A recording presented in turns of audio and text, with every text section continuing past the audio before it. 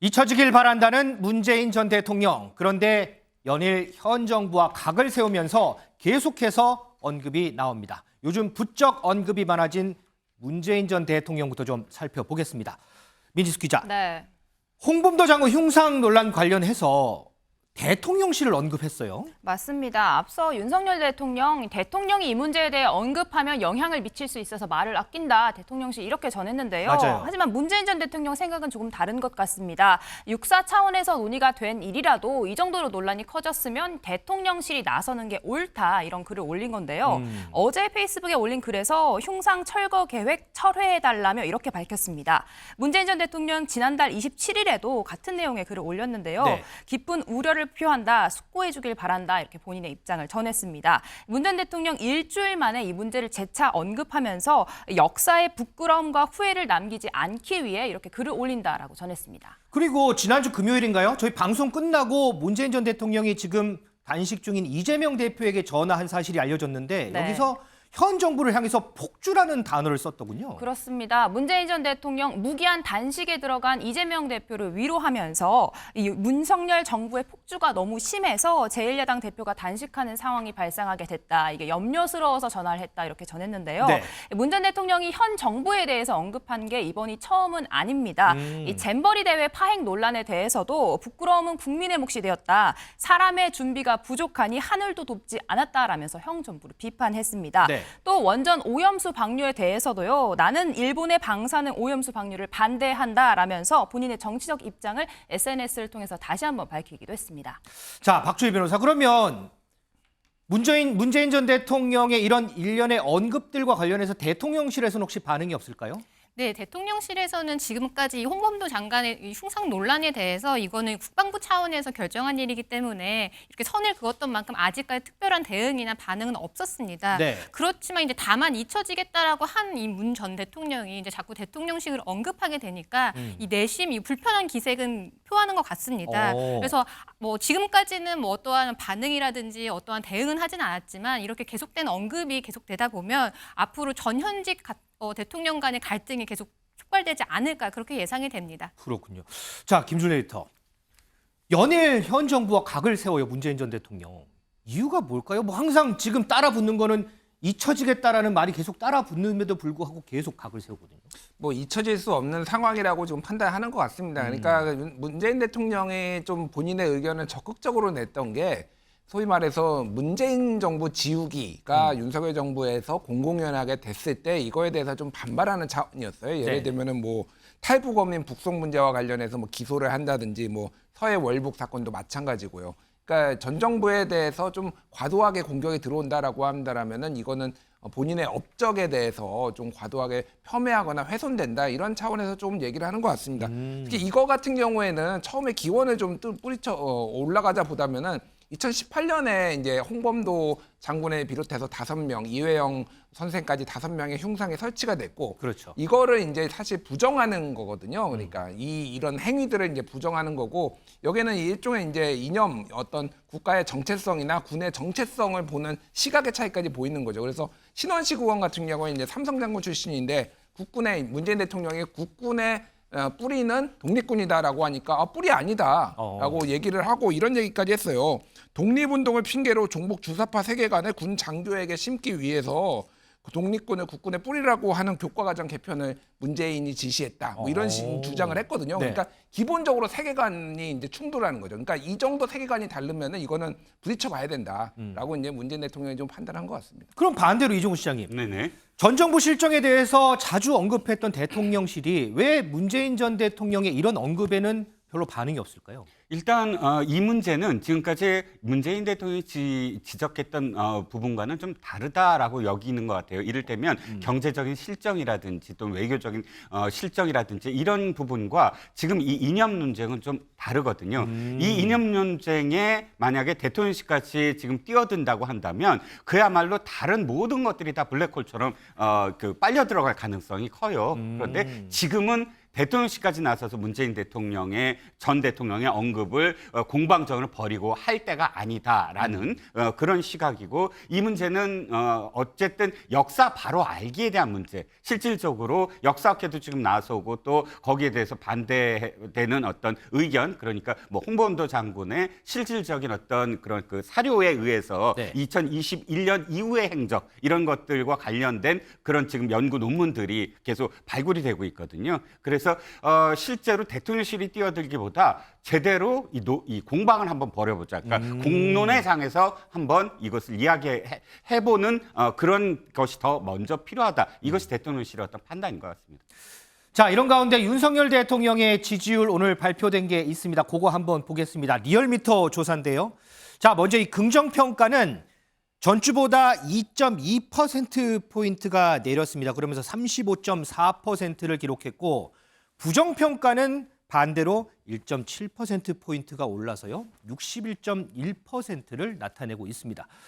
이종훈 시장님, 여러 평가들을 보니까 이 긍정평가가 내려간 부분 여기에 홍범도 장군 흉상 논란이 작용을 한 거다 이런 평가들이 많던데 혹시 이종훈 시장님도 그렇게 평가를 하시나요? 저는 어느 정도는 이것이 영향을 미쳤다고 생각을 합니다. 왜냐하면 지금까지 우리가 어렸을 때부터 배워왔던 그런 이 독립군들의 또 표상이잖아요. 네. 또 홍범도 장군 그러면 어떤 느낌이 있고 김자준 장군, 이범석 장군 우리가 존경해왔던 그런 그 이름의 하나의 어떤 영웅시됐던 분들입니다. 그런데 여기에 대해서 저도 뭐 이번에 최근 들어서 자유참변이라든지 이런 논문들을 보면서 사료를 찾아보면서 알게 된 것이지만 이런 것들이 실제로 일반 국민들에게 아니 이 사람은 이러이러한 행적을 가졌어라고 아무리 이야기하더라도 그것이 어렸을 때부터 우리가 공부해왔고 또 느껴왔고 또 그것을 정말 자랑스러워해왔던 우리의 지각이 하루아침에 변하진 않거든요. 그리고 또 홍범도 장군만이 아니라 이번에 좀 무리한 건 나머지 분들 김자준 장군이나 이범석 장군도 함께 사실은 이전을 하려고 했다는 문제예요. 만약에 홍범도 장군과 이분들이 같이 움직인다고 한다면 홍범도 장군을 비판하는 여지가 사실은 없어져요. 왜냐하면 홍범도 장군과 이범석 장군, 김자준 장군의 차이는 무장 해제를 거부했느냐, 받아들였느냐 그렇죠. 그 차이거든요. 그래서 이번 이 이전 논란은 처음부터 좀 무리했다라는 그런 지적들이 아마도 이 여론조사에 좀 반영이 되지 않았을까 싶습니다. 이 홍범도 장군이 논란이 되는 게 바로 이 공산주의 문제죠. 자, 여기에 대해서 국민의힘 태영호 의원도 언급하고 나섰습니다. 그 목소리 좀 듣겠습니다. 또 한국에서 일부 사람들이 홍범도 장군의 공과 과를 가리면서 그가 소련공산당에 입당한 경력이 있으므로 자유계 독립운동가로 평가하지만 김일성은 홍범도 장군이 공산주의자가 아니라 이렇게 평가했습니다. 사회주의자였던 그를 일본군과 싸운 공로가 있다는 이유로 우리 국군의 뿌리로 보아서는 안 된다는 것이 저의 생각입니다. 우리 군 지휘관들을 키워내는 교육기관에 홍범도 흉상을 세워놓고 생도들이 경의를 표하게 하는 것 자체가 우리 국군의 정체성을 흔들고 생도들에게 혼선을 줄 수 있습니다. 김준일 에디터, 지금 태영호 의원 발언 2021년 8월, 그러니까 2년 전 발언하고 지난달, 그러니까 이번 8월하고 2년 사이에 뉘앙스가 좀 많이 바뀐 것 같아요, 보면. 그러니까 뭐 태영호 의원도 방금 얘기를 했지만은 제가 지난번에도 좀 비슷한 취지의 얘기를 했는데 네. 북한도 홍범도 장군을 예전에 깎아내리고 한국도 깎아내리다가 우리나라가 이제 체제 경쟁에서 완벽하게 우위에 서면서 홍범도 장군 유해를 이제 모셔오려고 했고 북한이 부랴부랴 뭐 뛰어들었다 이 얘기를 지금 한 거였거든요. 네. 그래서 상당히 홍범도 장군에 대해서 이제 높이 평가했던 게 2021년 저 때가 이제 유해가 이제 한국으로 돌아왔을 때 송환됐을 때입니다. 근데 사실 태영호 의원만 그런 게 아니에요. 지금 국방부 같은 경우에도 그때 당시에 이제 홍범도에서 잘 모르는 뭐 풀스토리 뭐 이런 거를 국방 홍보원 유튜브에 올려가지고 소련 공산당에 대해서 이렇게 한 거에 대해서 오해가 있다라고 하면서 한 30분 동안 이런 풀스토리 영상을 올려놨어요. 그거를 최근에 삭제했습니다. 그러니까 본인들이 보기에도 이게 입장이 바뀌는 게 이상한 거죠. 또 하나는 작년에 7월에 그 대한민국 그 국적이 없었던 독립 유공자들 156명에 대해서 국적을 부여했어요. 그래서 네. 박민식 보훈부장이 나와가지고 그때 대표적으로 언급된 게 홍범도, 윤동주 뭐 이런 분들이 후손이었기 때문에 대한민국 국적이 없었는데 이분들한테 주겠다라고 하면서 이분들을 이제 뭐 그러니까 홍범도 장군을 포함해서 국가를 위해 희생한 영웅, 뭐 광복을 희생으로 쟁취한 우리 선조, 뭐 진정한 의의 대한 군인, 뭐 대한 국민, 뭐 이런 식으로 이제 국민의힘도 얘기를 하고 뭐 국가에서도 본부에서도 얘기를 했단 말이에요. 이게 지금 1년 사이에 다 뒤집히는 겁니다. 지금 그러니까 이게 입장이 이상해요. 그러니까 그냥 상식적으로 일관되게 그런 주장을 한 것도 아니고 지금 1년 만에 뒤집혔고 이런 주장을 끝까지 했던 분이 정광훈 목사나 이를테면은 뭐 이제 김문수 경사노위 위원장 이런 분들이 예전에 유튜브 많이 할 때 이런 주장을 했었거든요. 계속. 그러다가 지금 왜 이제 정부가 이렇게 심지어 작년 7월이면 1년밖에 안 됐거든요. 이걸 왜 뒤집히는 거냐. 그러니까 국민들이 상식적으로 이상하게 생각을 하는 거죠. 그러니까 이런 거 다 근데 떠나가지고. 지금 말씀 중에 죄송한데 이게 다 뒤집힌 게 아니고 어쨌든 박민식 장관이나 보면 방금 언급했던 이분들 독립에 기여하고 관여하신 부분에 대해서는 상당히 인정하고 한다. 다만 이제 문제가 되는 게 공산주의 이 문제지 이게 독립까지 다 엮어서 다 부정이 되는 건 아니다라고 얘기를 하거든요. 그러니까요. 아니 그렇게 문제가 있으면은 대한국민으로 이제 아예 국적을 안 주는 게 맞죠. 저는 그러니까 상식적이지 않다라고 보는 게 아까 전에도 우리 뭐 위원님도 얘기를 하셨지만은 처음에는 5명 흉상을 다 빼려고 했잖아요. 그렇죠. 그러니까 독립군이라는 존재를 지우려고 사실 했던 거고 그 신원식 장군이나 신원식 의원이나 다른 분들도 얘기하는 거는 이거는 독립군을 뿌리로 보지 않겠다라는 거예요. 근데 이게 워낙 논란이 되니까 딱 이제 홍범도 장군만 찍어가지고 지금 얘기를 하는 겁니다. 종북 주사파의 이념을 전파하는 건데 종북 주사파하고 무슨 관련이 있습니까? 1943년에 돌아가신 분인데 그래서 뭐 평가는 여러 가지가 있을 수 있는데 본인의 유불리에 따라서 막 바뀌고 있다. 지금 이 평가에 대해서는 그거는 지적 안 할 수가 없는 거죠. 자, 그래서요, 이 최근에 이제 홍범도 장군 관련해서 뭐 이념 논쟁으로 이게 번지는 상황인데 이런 가운데 무소속의 윤미향 의원도 함께 논란이 좀 되고 있습니다. 국민의힘에서는요, 윤리위 징계위까지 얘기를 하고 있는데 그 목소리 좀 일단 들어보겠습니다.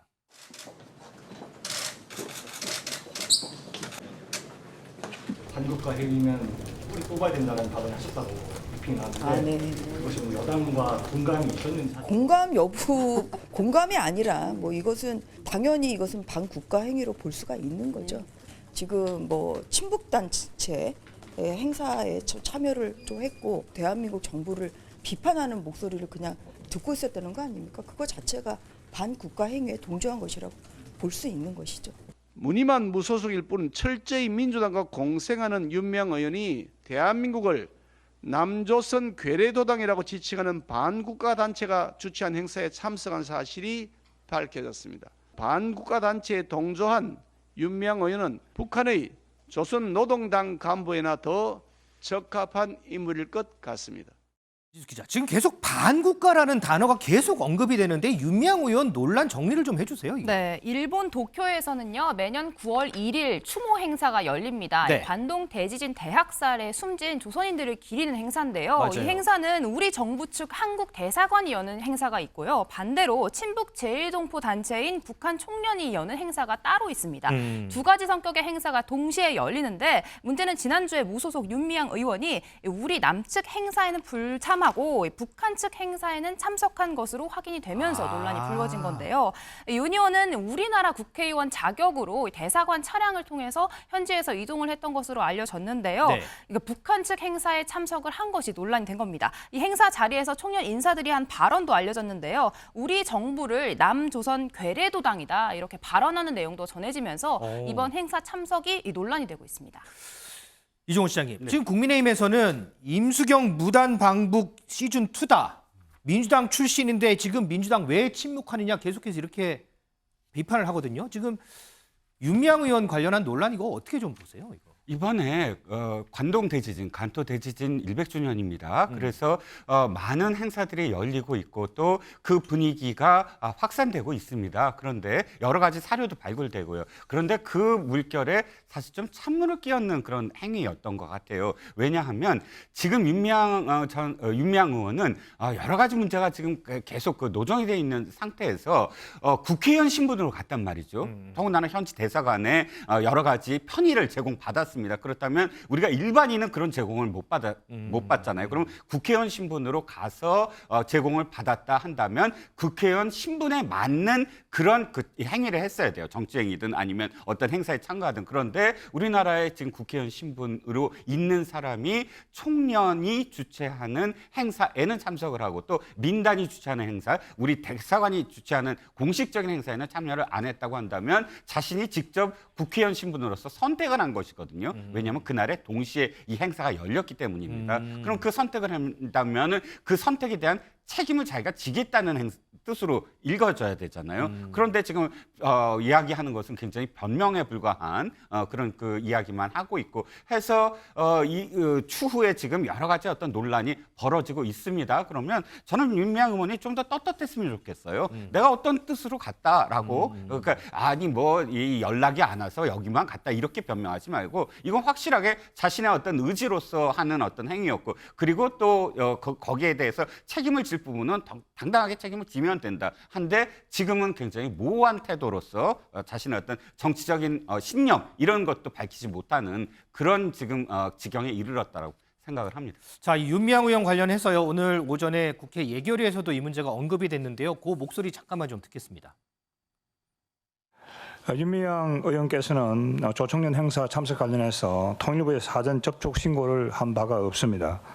법 위반에 해당이 되고 통일부는 법과 원칙에 따라 교류 협력 체계 확립을 한다는 차원에서 이 문제와 관련해서 절차를 진행해 나갈 생각입니다. 이 문제와 관련해서 색깔론이다 이런 주장을 펴고 계십니다만은 법에는 색깔이 없다라고 하는 점을 분명히 말씀을 드리고 이러한 그 방문 목적을 숨기고 허위 내용의 지금 협조 요청을 해서 좀 차량 지원을 받았다.